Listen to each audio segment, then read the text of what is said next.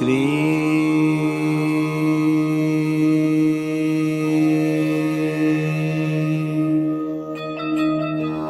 बाबा स्वामी नमो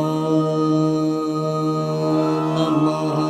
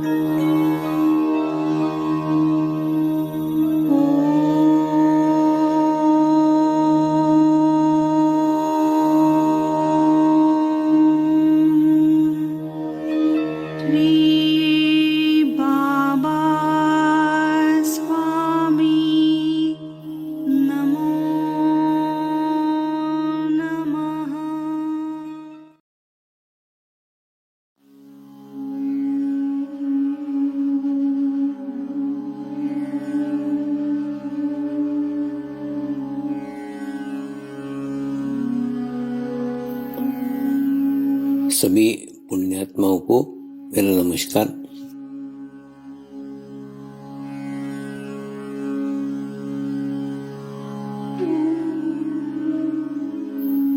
गुरुर्ब्रह्मा गुरुर्विष्णु गुरुर्देवो महेश्वरा गुरु साक्षात् परब्रह्म तस्मै श्री गुरुवे नमः।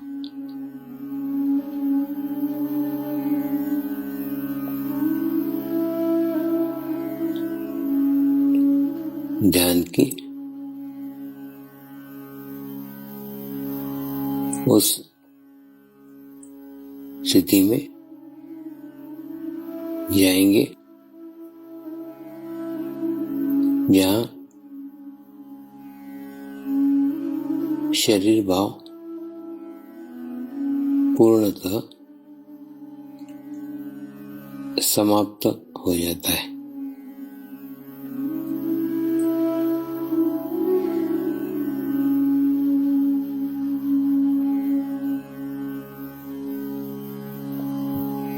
अपने पूरे शरीर को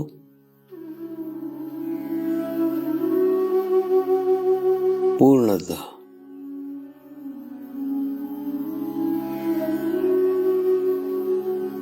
शिथिल छोड़ देंगे,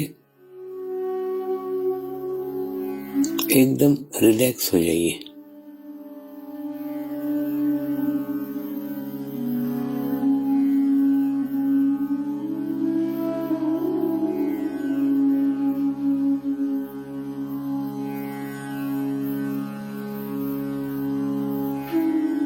मेरे साथ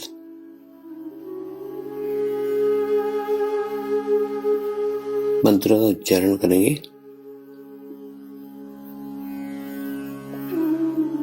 मैं एक पवित्र आत्मा हूँ।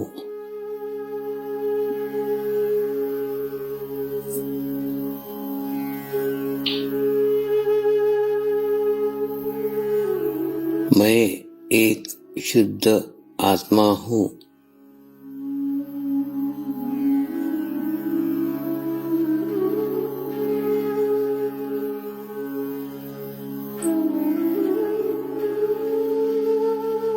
मैं एक पवित्र आत्मा हूँ।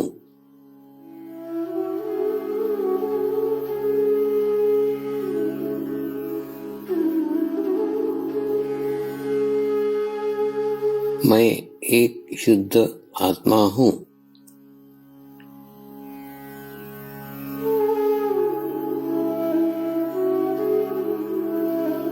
मैं एक पवित्र आत्मा हूँ।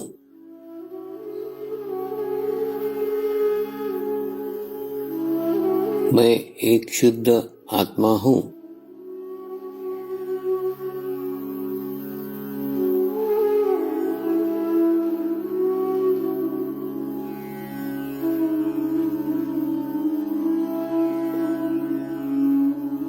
अब इसी आत्मा भाव को बनाए रखते हुए गुरु मंत्र का उच्चारण करेंगे।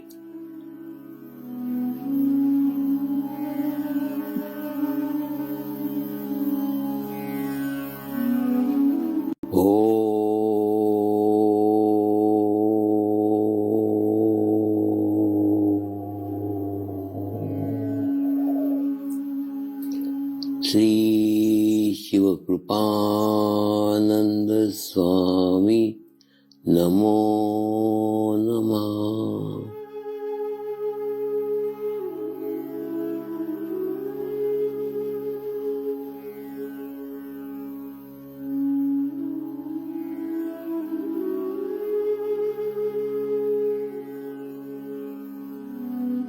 ओम श्री शिव कृपानंद स्वामी नमो नमः।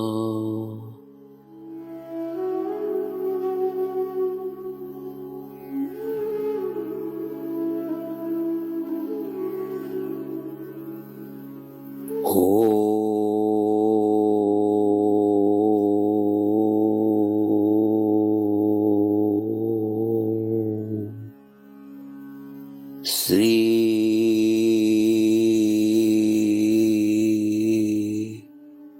शिव कृपानंद स्वामी नमो नमः।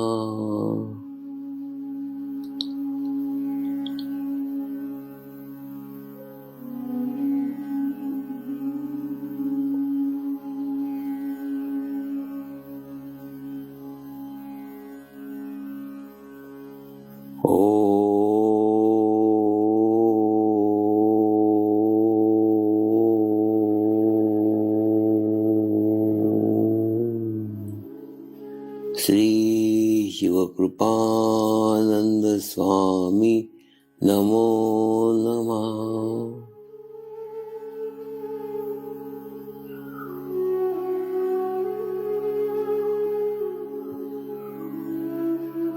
ओम श्री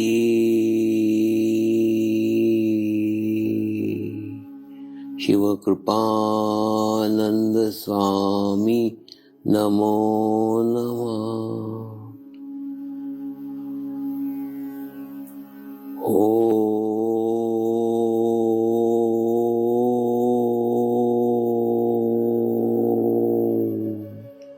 श्री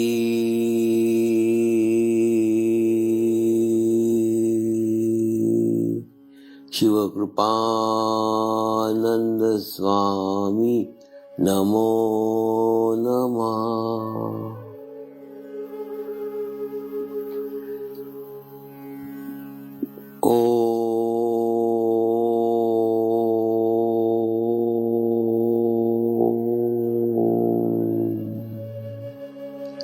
श्री शिव कृपानंद स्वामी नमो नमः।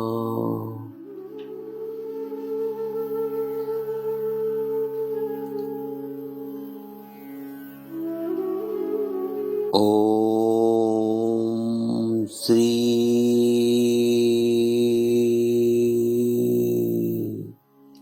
शिव कृपानंद स्वामी नमो नमः।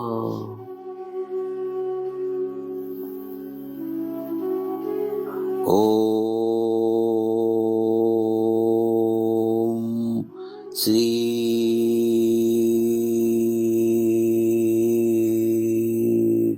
शिव कृपानंद स्वामी नमो नमः।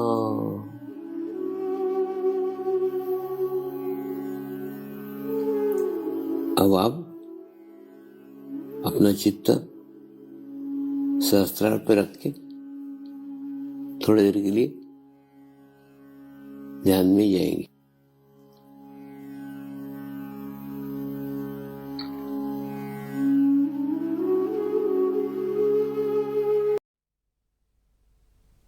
आए हुए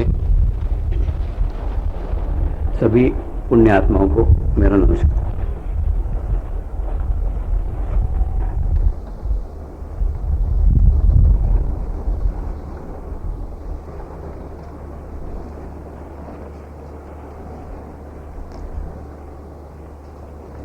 गुरुदेव की धरती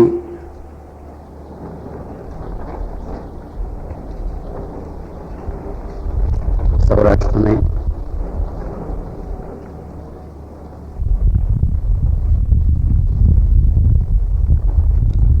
मैं आप सभी का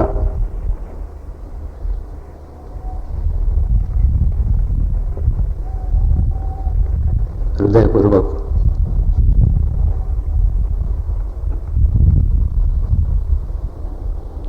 स्वागत करता हूं।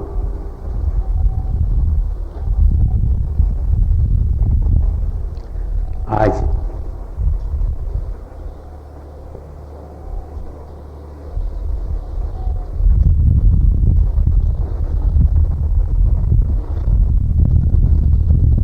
गुरुदेव की धरती पे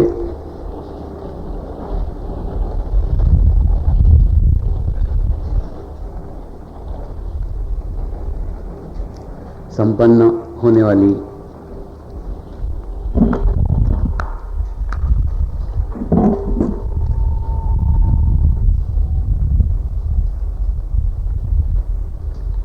इस गुरु पूर्णिमा में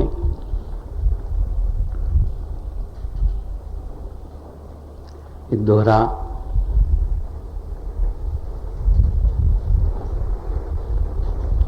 अमृत सिद्धि योग निर्माण हुआ है।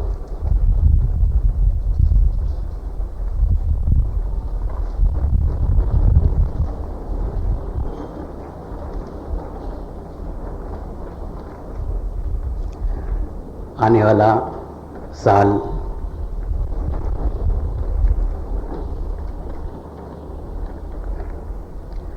दो 2007 है।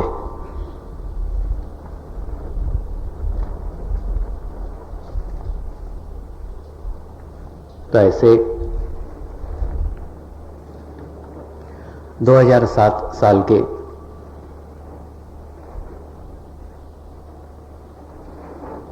पूर्व संपन्न होने वाली गुरु पूर्णिमा का अपना एक अलग ही महत्व है। यानी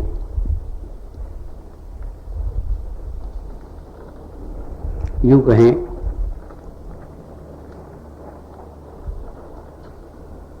कि मंदिर के कलश शिखर तक पहुंचने वाली यह गुरु पूर्णिमा सिद्ध होने वाली है।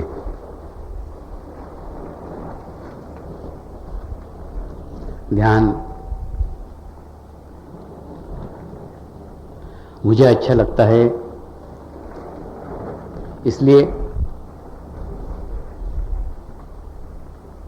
आप भी करो,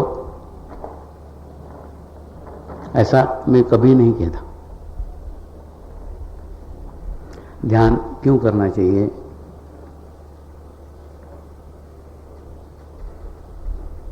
ये सब समझाने के लिए 8-8 दिन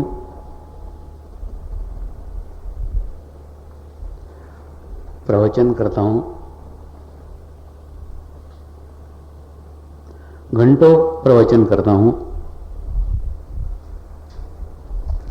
जो ध्यान की प्रक्रिया एक क्षण में घटित हो सकती है, अनुभूति की प्रक्रिया एक क्षण में घटित हो सकती है,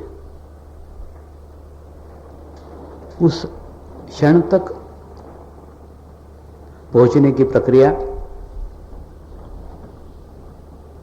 8 दिनों में घटित होती है।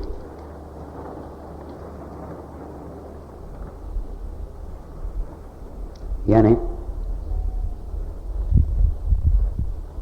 8 दिनों तक सतत प्रयास करते रहता हूं, सतत प्रयत्न करते रहता हूं कि ध्यान के महत्व को समझ करके आप ध्यान करो। मैं ध्यान करता हूं इसलिए आप ध्यान करो, ऐसा नहीं है। ठीक इसी प्रकार से गुरु पूर्णिमा महोत्सव का एक अपना अलग महत्व है। उस महत्व को आज हम समझ करके उस उत्सव में शामिल होंगे। और मेरा प्रयास सदैव ये रहता है कि प्रत्येक बात समझ करके की जाए तो वो आत्मसात होती है। तो उस आत्मसात होने के लिए आवश्यक है इस महोत्सव को भी पूर्ण रूप से समझाया जाए। तो सबसे पहले हम सद्गुरु को समझे।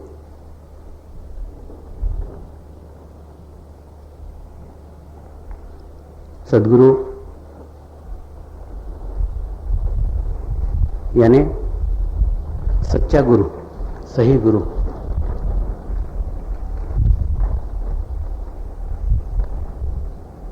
और सच्चा गुरु तक पहुंचने का मार्ग, तक पहुंचने का रास्ता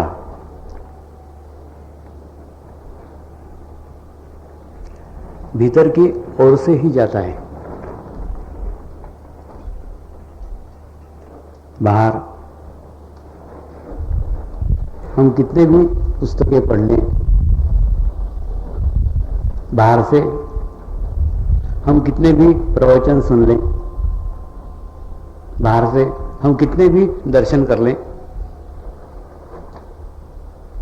जब तक हमारा चित्त बाहर है, जब तक हमारा अटेंशन बाहर है, तब तक भीतर की यात्रा शुरू ही नहीं हो सकती।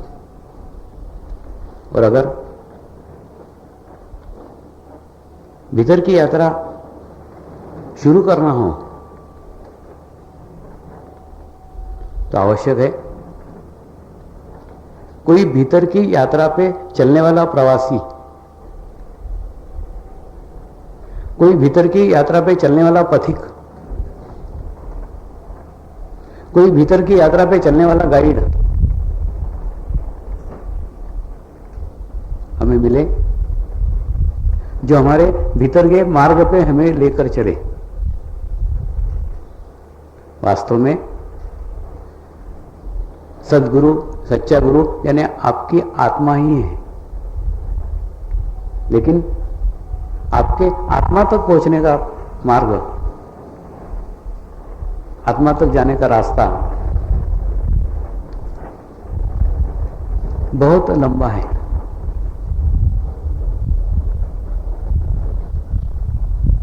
मनुष्य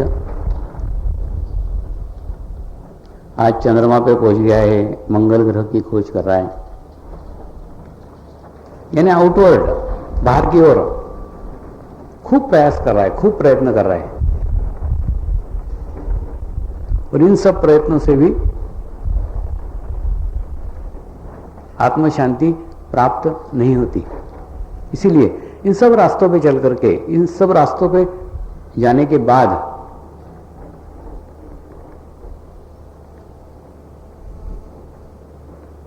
कहीं भीतर जाने की सोचता है।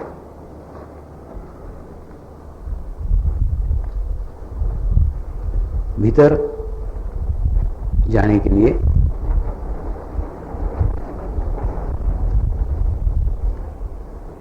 कोई ऐसा मार्गदर्शक हमको मिले जिसके माध्यम से हम भीतर की यात्रा करें। और भीतर की वो भी माध्यम है, वो भी मीडिया है, उसके माध्यम से हम अंतर्मुख होते हैं। और अंतर्मुख होने के बाद में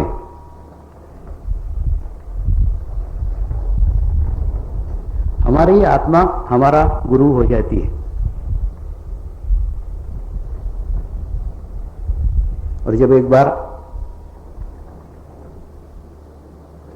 आपकी आत्मा आपका गुरु हो जाए तो उसके बाद बाहर की खोज, बाहर की भटकन सब बंद हो जाती है। लेकिन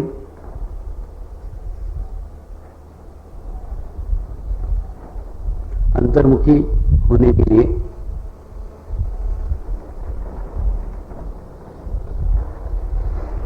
भीतर जाने के लिए जिस गाइड का, जिस मार्गदर्शक का हमने सहारा लिया है, उस मार्गदर्शक की टेक्निक, उस गाइड का कार्य करने का तरीका समझने की अत्यंत आवश्यकता है। वो किस रास्ते से गया, वो किस मार्ग से गया, उसने किस मार्ग का अवलंबन किया, उसके रास्ते में क्या क्या दिक्कतें आई, ये सब जानने की आवश्यकता है। जब तक किसी के भी पीछे चल रहे हैं, किसी के भी मार्ग को अवलंब कर रहे हैं, तो अवलंब करने की जल्दी नहीं होना चाहिए। सबसे पहले उसको जानो, सबसे पहले उसको पहचानो, उसके उद्देश्य को पहचानो, उसके उद्देश्य क्या हैं। अगर पसंद आए तो साथ चलो, नहीं पसंद आए और कोई ढूंढो। लेकिन संपूर्ण जान करके,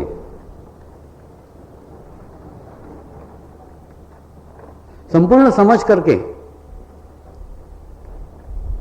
उसके साथ जब हम आत्मसात उसको कर लेते हैं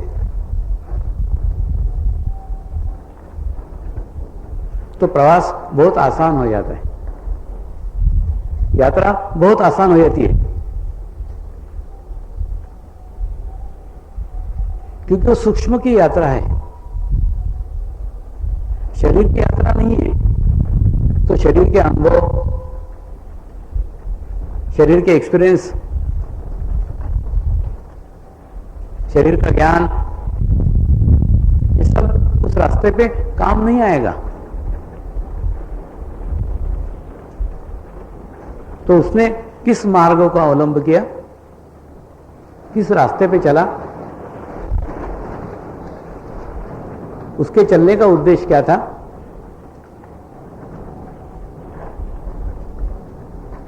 ये नए ट्रस्टियों ने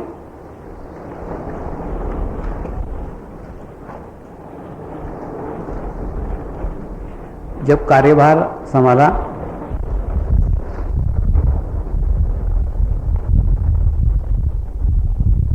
तो मैंने उनको थोड़ा स्पष्ट रूप से कह दिया,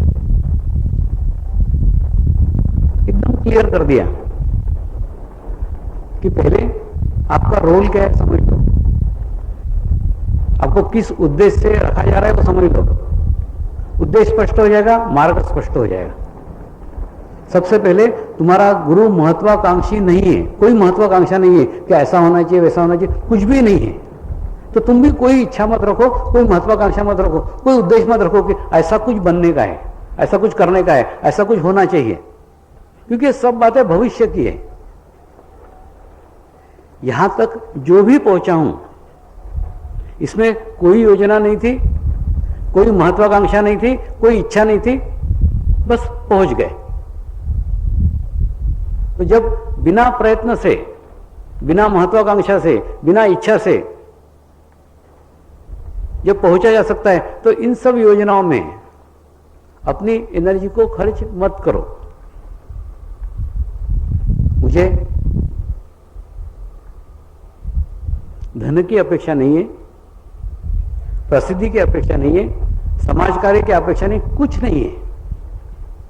तो तुम भी ऐसे कुछ भी टारगेट निर्माण मत करो, एक सिंपल रास्ते पे चलो, एक सीधे रास्ते पे चलो, वर्तमान में रहो, प्रेजेंट में रहो, वर्तमान में जो भी स्थिति है उसको फेस करो, वर्तमान में जो भी कार्य कर रहे हैं, कार्य को करो, प्लानिंग मत करो, योजनाएं मत करो,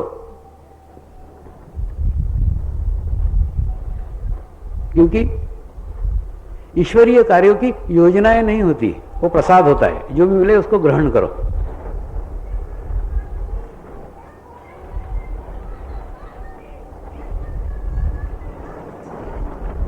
इसलिए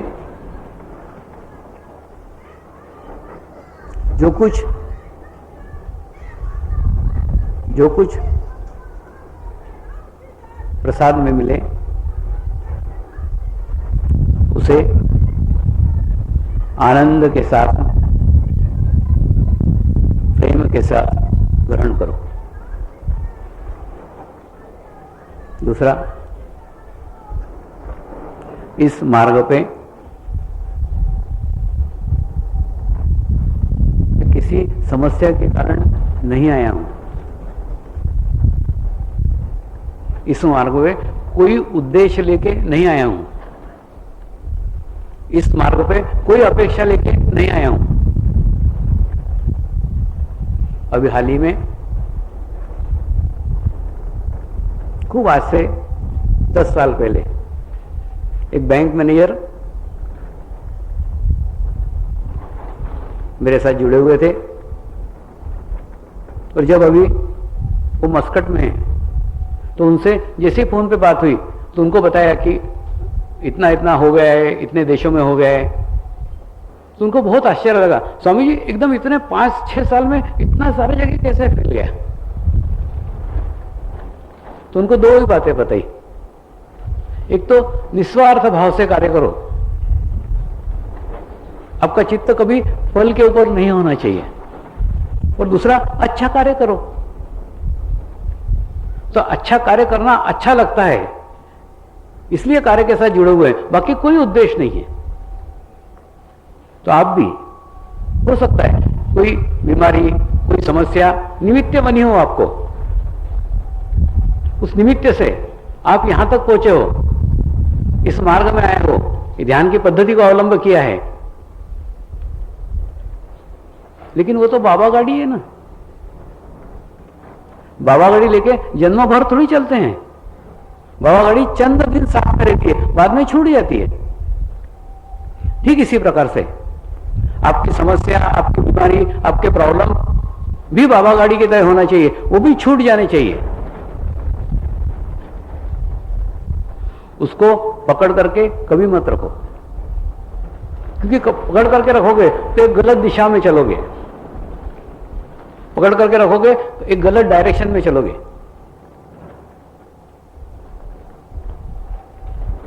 और पकड़ करके रखोगे तो जीवन भर बाबा गाड़ी लेकर ही चलोगे।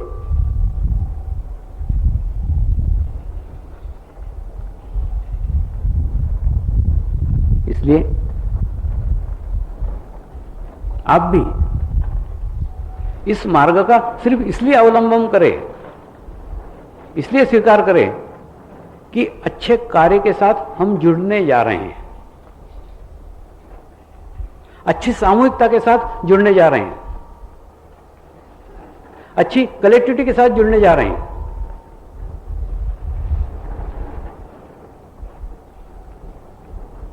सदैव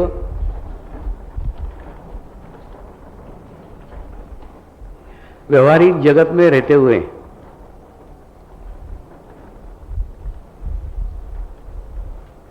सदैव में अपनी जीवनचर्या के अंदर रहते हुए 24 घंटे सकारात्मकता के साथ नहीं जुड़ा जा सकता।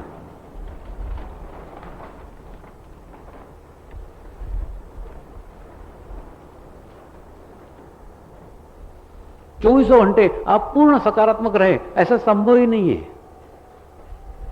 मानता हूं मैं।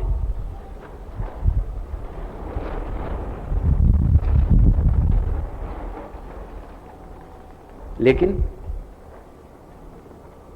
आप उस माध्यम के साथ तो जुड़ सकते हैं जो माध्यम 24 घंटे सकारात्मक है। 24 घंटे सकारात्मकता बह रही है,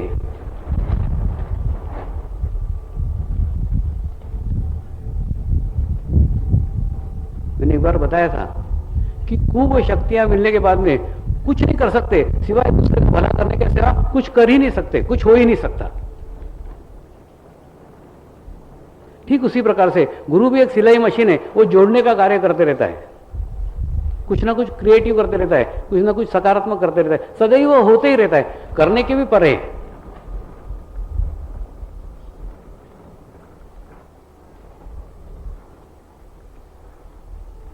क्योंकि जो अच्छा कर सकता है वो बुरा कर सकता है।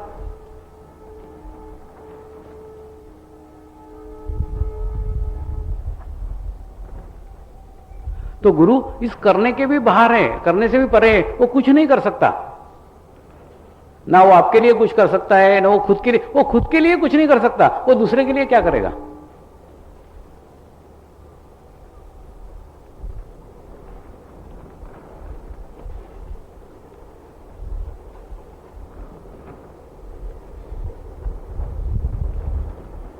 लेकिन उसके भीतर से सदैव चेतना शक्ति बहती रहती है, सदैव वाइब्रेशंस बहते रहते हैं, सकारात्मक वाइब्रेशंस बहते रहते हैं। वो जहां भी जाएंगे सकारात्मक कार्य ही करेंगे।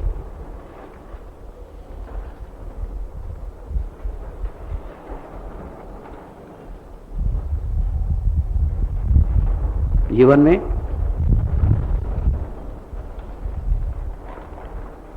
छोटी छोटी जो भी स्थितियां आए उसको स्वीकार करो, उसको ग्रहण करो।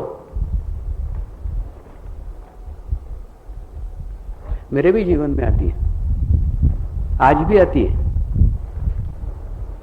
जैसी परिस्थिति आती है उसको स्वीकार करता हूं।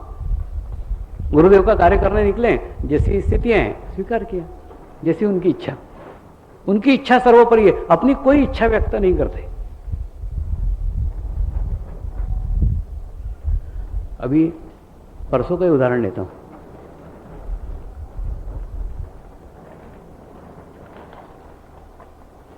मेरा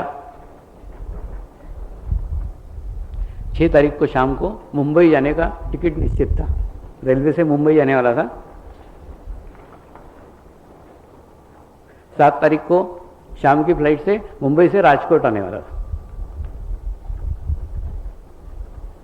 मुंबई में इतनी बरसात हुई कि ये सब प्रोग्राम कैंसिल हो गया, मुंबई भी नहीं गया और मुंबई से राजकोट भी नहीं आया। ये गुरुदेव की इच्छा। 7 तारीख को सुबह कार से नवसारी से राजकोट आने को निकले। राजकोट के पहले एक गांव है चोटीला, गई बार भी आए थे। वहां एक पेट्रोल पंप है रिलायंस का। उस पेट्रोल पंप पे पेट्रोल भराने के लिए रुके। वहां से जीतू भाई को फोन किया, कैसी स्थिति है, आए कि नहीं आए, कि देर से आए। जब ये ग्रीन सिग्नल देंगे तब हमारी गाड़ी आगे बढ़ती।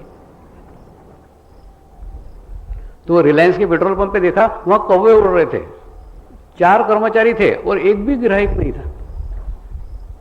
हम गए, चारों ने बड़ा आओ भगत किया। फिर उन्होंने बताया हमारा रेट ना पेट्रोल का दूसरों से ज्यादा है, इसलिए हमारे यहाँ कोई आता ही नहीं, आप ही पहले ग्राहक हो। कुछ नहीं, गाड़ी में पेट्रोल भराया, उनके कैंटीन में गए, कैंटीन में भी वही हालत। उनके कर्मचारी गिल्ली डंडे खेल रहे थे बाहर, कोई कैंटीन में भी कोई नहीं था। कुछ नहीं, ये लोग अंदर गए चाय पीने के लिए, मैं अपना कार में बैठा हुआ था। पर एकदम याद आई कि जब राजकोट शिविर के दफे आए थे कितनी भीड़ थी पेट्रोल पंप पे। अच्छे क्वालिटी का पेट्रोल मिलता है, अच्छा पेट्रोल पंप पे कितना कैंटीन के अंदर भीड़ था। तो अनायासी अंदर से प्रार्थना निकल गई, अंदर से प्रेयर निकल गई कि वही दिन इसके वापस लौट आए।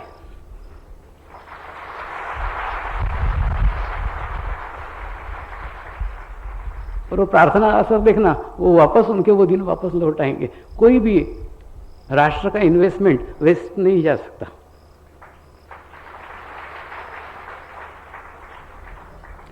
तो कुछ नहीं। अब इधर से आने का उद्देश्य क्या था, स्पष्ट हो गया। क्यों फ्लाइट कैंसिल हुई, क्यों कार से आए, क्यों उस पेट्रोल पंप पे आए, सब पूर्व निश्चित था, लेकिन पता नहीं था।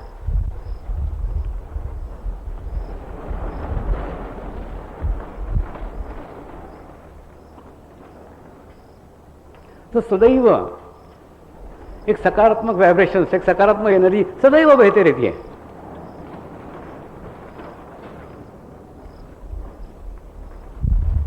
लेकिन मैं चाहता हूं ऐसी एनर्जी आप सब में बहे।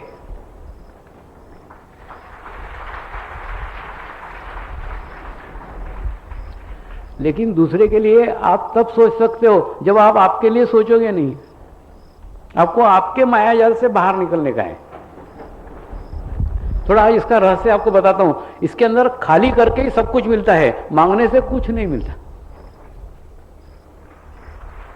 पहले अपने आप को खाली करो, निखालस करो, उसके बाद में परमात्मा ही आपके भीतर से बहेगा। आपको भी मिलेगा, दूसरों को भी मिलेगा। आप माध्यम बन जाओगे हजारों लाखों लोगों के।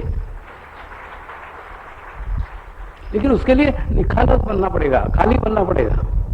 कोई भी समस्या, कोई भी प्रॉब्लम, कोई भी कुछ आपको मिलना चाहिए, ये भी नहीं होना चाहिए। इतनी छोटी से छोटी बात बताऊं, मेरे ही ध्यान की अच्छी स्थिति होना चाहिए, वो भी मत रखो। ये भी अपेक्षा है, ये भी ध्यान की आसक्ति है। जीवन में कोई आसक्ति नहीं चाहिए। देखो, इसके अंदर आधा पार्ट मेरा है, मैंने मेरा पार्ट संपन्न कर दिया, आधा रोल आपका है। आधा पार्ट ये है कि कल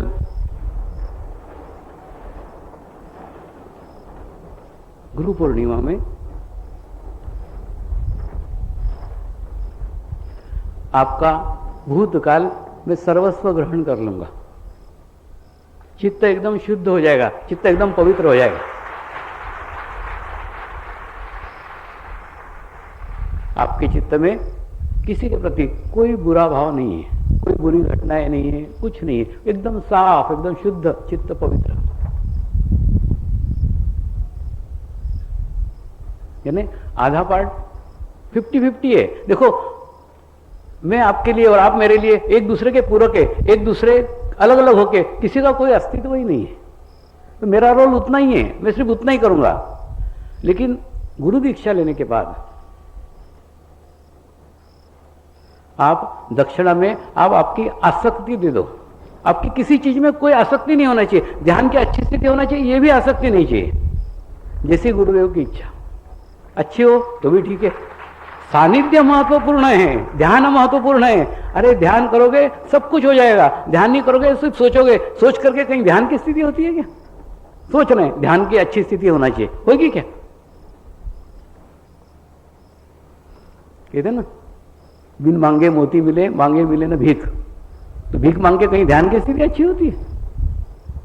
ध्यान की स्थिति ध्यान करने से होती है। ध्यान की स्थिति मांगने से, इच्छा करने से नहीं होती। और जब तक इच्छा करोगे, अच्छी ध्यान की स्थिति होना चाहिए। कभी ध्यान की स्थिति अच्छी नहीं हो सकती। इसलिए जीवन में आसक्ति को निकाल दो। छोटी से छोटी चीज भी आए, जैसी स्वामी जी की इच्छा हो तो भी ठीक है, नहीं हो तो भी ठीक है। किसी चीज में कोई आसक्ति नहीं चाहिए। ध्यान अच्छा होना चाहिए, वो भी आसक्ति नहीं चाहिए, वो भी आसक्ति है। ये सब मैं अनुभव के आधार पर कह रहा हूं। मैंने भी ध्यान अच्छा होना चाहिए, ऐसी भी आसक्ति नहीं रखी थी। सिर्फ ध्यान करना अच्छा लगता था, इसलिए करता था। देखो, अच्छी जगह जुड़ जाओ तो जुड़ने के बाद में ऑटोमेटिकली सब कुछ अच्छा होता है। लेकिन वो अच्छे होने के उद्देश्य से आएंगे तो वहीं पे जाके अटक जाएंगे।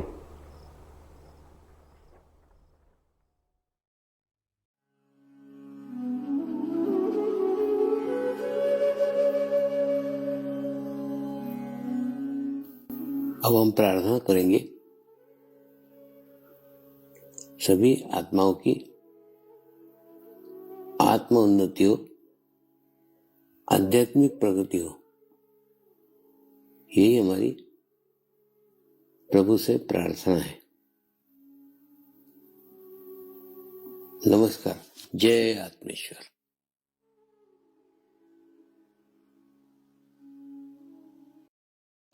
शांति पाठ करेंगे। ओम द्यो शांति शान्ति अन्तरिक्षगं शान्तिः पृथिवी शान्ति रापः शान्तिरौषधयः